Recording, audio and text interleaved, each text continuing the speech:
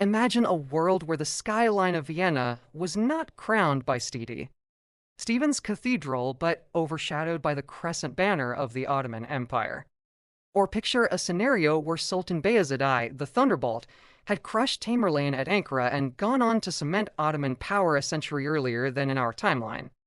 History is often a matter of fragile turning points, and the outcomes of these two events could have changed not just Europe, but the entire world order.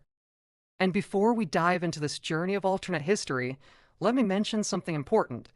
Today's topic was actually suggested in the comments by one of our viewers at Madringaming4098. That's right, this community is shaping the direction of our channel. So if you have burning questions, wild theories, or fascinating what-if scenarios of your own, don't hesitate to drop them below. Who knows? Your idea might be the next deep dive we bring to life. Now, let us explore the roads not taken the conquest of Vienna and the victory of Bayezid at Ankara. Historians remind us time and again that events like these are more than battles. They are crossroads where entire civilizations stand to rise or fall. In The Ottoman Centuries by Lord Kinross, the author underlines how the Siege of Vienna in 1683 marked the high watermark of Ottoman expansion into Europe. Yet, imagine if that high water had risen just a little further, engulfing not only Austria, but perhaps reshaping the cultural and religious face of Central Europe. Similarly, in Tamerlane, Sword of Islam, Conqueror of the World by Justin Murazi, the importance of Ankara in 1402 is emphasized as the moment that nearly shattered Ottoman continuity. A Bayezid victory there would not just have saved his dynasty. It could have catapulted the Ottomans into dominance a century earlier than history allowed.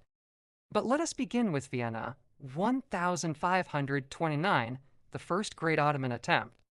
The army of Suleiman the Magnificent stood at the gates of Europe, numbering perhaps 120,000 men. Vienna was defended by a mere 20,000 soldiers, many of them local peasants and mercenaries hastily gathered. As historian Andrew Wheatcroft writes in The Enemy at the Gate, Vienna stood as the anvil against which Europe's fate was hammered in reality. Disease, poor weather, and logistical nightmares forced Suleiman to withdraw. Yet, if the Ottomans had taken Vienna, the Danube would have become their highway. From there, the German principalities lay vulnerable, and Rome itself might have been threatened within decades. The implications for the Protestant Reformation would have been immense. Martin Luther had launched his 95 Theses in 1517, just 12 years before the first siege. If Vienna had fallen, the fragile Protestant states might have been unable to resist either Catholic or Ottoman pressure. The Reformation could have been stifled in its cradle, denying Europe the pluralism and intellectual ferment that later fed the Enlightenment. As historian Dyer made McCulloch notes in the Reformation, the very survival of Protestantism depended upon fragile political shelters. With Vienna gone, those shelters might have been swept away. Fast forward to 1683, the second and perhaps more famous siege of Vienna. This was the moment when the Ottomans again reached the very core of Europe. In our timeline, King Jan Sobieski of Poland led a relief army that broke the siege and drove the Ottomans back.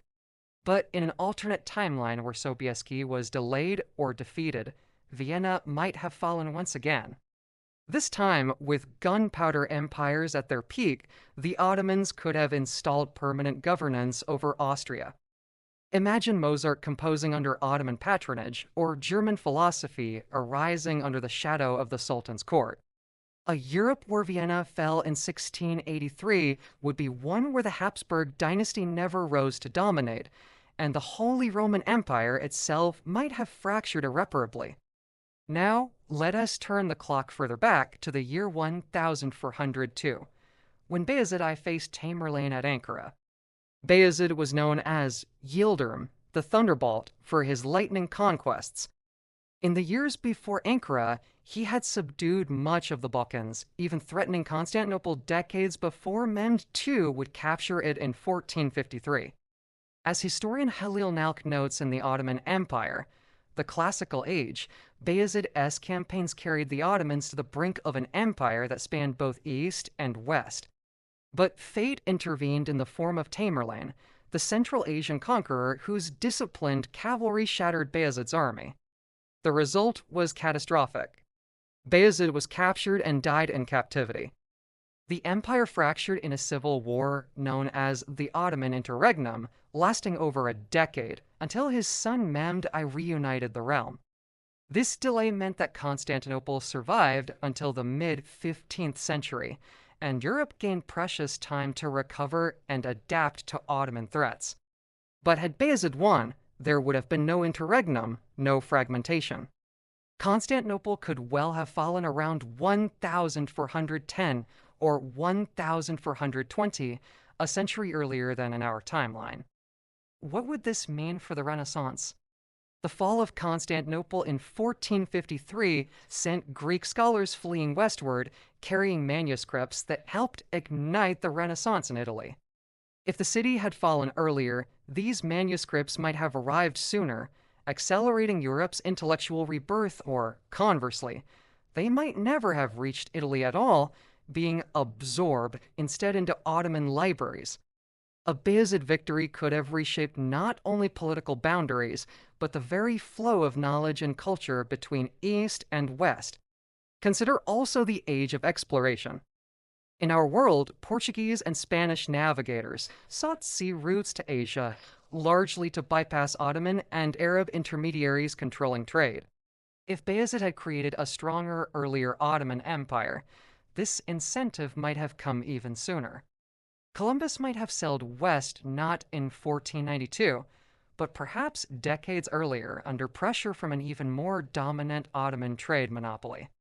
The entire colonization of the Americas could have shifted in timing, perhaps giving Spain and Portugal an earlier advantage, or even changing which European powers reached the New World first. At this point, let me pause to say, if you're enjoying this journey into alternate history, make sure to subscribe and join our community. And don't forget, leave your own what-if scenarios in the comments. Remember, this video was made thanks to @Madringaming for 098, who dropped this fascinating idea. Your suggestion could be the next one we bring to life. Returning to our scenarios, we must also think about religion and culture. If Vienna had fallen, Central Europe might have experienced widespread Islamization, though not necessarily forced conversion. As Karen Barkey explains in Empire of Difference, the Ottomans often ruled diverse populations with pragmatic tolerance, as long as taxes were paid and order maintained. Still, the symbolic weight of Europe's heartland under Muslim rule would have shaken Christendom to its core. The Catholic Church might have launched desperate new crusades, or conversely, might have declined into irrelevance as the papacy lost its influence.